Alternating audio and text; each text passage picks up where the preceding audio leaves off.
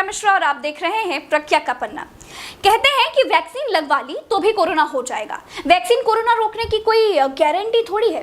कहा गया कि एक बार कोरोना पॉजिटिव होकर ठीक हो गए हो तो दोबारा बीमार होने पर टेस्ट ना कराना। हम पूछे भैया काहे, तो बोले कि टेस्टिंग लैब पर बहुत दबाव है, दूसरी बार झेल लेना, हमारे पास मत आना।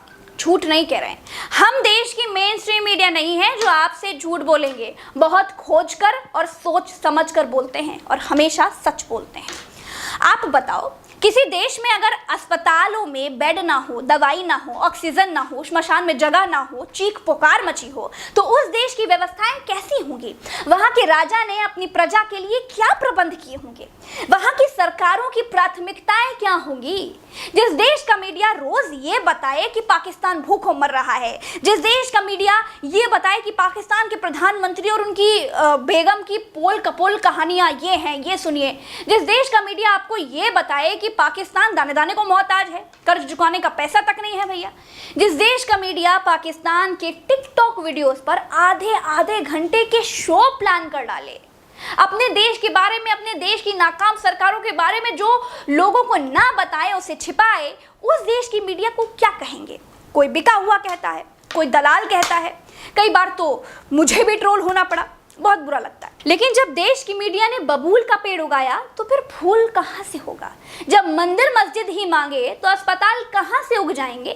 कभी हिंदुस्तान की सरकार से अस्पताल का, स्कूल का, दवाई का, पढ़ाई का, शिक्षा का सवाल किया होता तो आज जलते श्मशान नहीं दिखाने पड़ते, न्यूज चैनलों को अपने ही कर्मचारियों की मौतों पर आंसू नहीं बहाने पड़ते। दोस्तों, मैं अपनी ही बात करती हूँ। मैंने जब पत्रकारिता की पढ़ाई की उस दरमियान, और मैंने जब नौकरी करनी शुरू की उस दरमियान तक भारत का सबसे बड़ा इशू अयोध्या के मंदिर मस्जिद के तौर पर ही देखा जा रहा था। पत्रकारिता की स्टूडेंट और फिर नौकरी के दरमियान मैंने इससे बड़ा इशू हिंदुस्तान में देखा ही नहीं। जब आप चाहते ही मंदिर मस्जिद थे तो आपको कौन सी सरकार अस्पताल देने आती? मेरे प्यारे भारत के लोगों, अपनों को खो चुके मेरे भाइयों, मेरी बहनों, मुझसे नफरत करने वाले मेरे दुश्मनों, मुझसे मोहब्बत करने वाले मेरे भाइयों, मांगना पड़ता है, मांगोगे तभी मिलेगा। हमने अगर कभी अस्पताल मांगे होते, अस्पतालों पर टीवी पर डिबेट की होती, तो शायद हिंदुस्तान की तस्वीर आज कुछ और ही होती। हमें ई रिक्शा पर लाशें लाद कर ना ले जानी पड़ती। सांस यानी ऑक्सीजन तो मूलभूत आवश्यकता है, लेकिन कोरोना के 1 साल तक हम ऑक्सीजन की सुविधा विकसित नहीं कर पाए हैं। भारत में मरते मरीज को सांस लेने का अधिकार नहीं है। आप बताइए, इतिहास में ऐसा कभी पहले हुआ था क्या? देश मरता हो तो मर जाए, आपके नातेदार रिश्तेदार तड़प तड़प कर मरते हो तो मर जाएं, लेकिन हिंदुस्तान में चुनाव स्थगित नहीं हो सकता है। ऑक्सीजन, अस्पताल और दवाई जाए चूल्हे भाड़ में, लेकिन चुनाव नहीं रोके जा सकते भैया। कोरोना की वजह से एक भी चुनाव या पॉलिटिकल इवेंट पूरे देश में कहीं रुका हो तो अभी बताइएगा। इस देश में बेशर्मी से रैलियों का नंगा नाच किया गया है। हिंदुस्तान के उत्तर प्रदेश की इलाहाबाद हाई कोर्ट तक ने सरकार से कह दिया कि कोरोना से लोगों की मौतें नहीं हो रही हैं, ये नरसंहार है। आप नरसंहार का मतलब जानते हैं? नहीं जानते तो बताते हैं। नरसंहार का मतलब है एक साथ लोगों को इकट्ठा करके जानबूझ करके उनकी हत्या करना। सोचिए, हाई कोर्ट को कहना पड़ गया कि ये नरसंहार है, फिर भी किसी को कोई फर्क नहीं पड़ता। सरकारों को कोई फर्क नहीं पड़ता, क्योंकि उनको मालूम है कि हिंदुस्तान की जनता हिंदू मुसलमान में बटी हुई है। हिंदुस्तान की जनता नेताओं की फैन है और फैन कभी अपने हीरो से सवाल नहीं कर सकता। हिंदुस्तान की जनता से सवाल करने का हक ही छीन लिया गया है।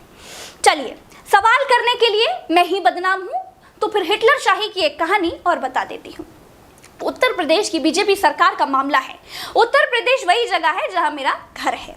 मैं प्रज्ञा मिश्रा अपनी उत्तर प्रदेश की सरकार से कहती रह गई, लॉकडाउन लगाओ, श्मशान पट गए हैं, अस्पतालों में बेड नहीं है, हाहाकार है।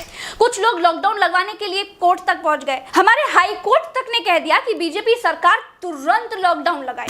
यूपी की बीजेपी सरकार ने कहा कि माई बाप, लॉकडाउन लगा दिया तो गरीब आदमी भूखों मर जाएगा, डोंट वरी, हमारी सरकार सब संभाल लेगी, एवरीथिंग चंगा सी।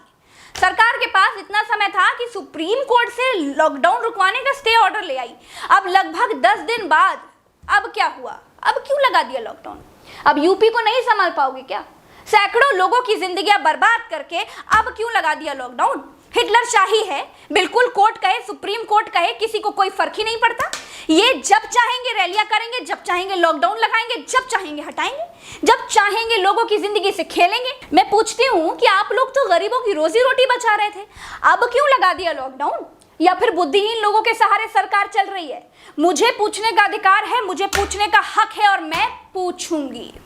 देश का मीडिया मौन रहे, मौतों का तांडव देखता रहे तो देखता रहे।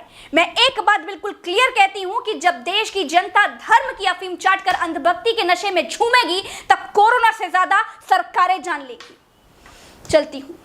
राम राम, दुआ सलाम, जय हिंद।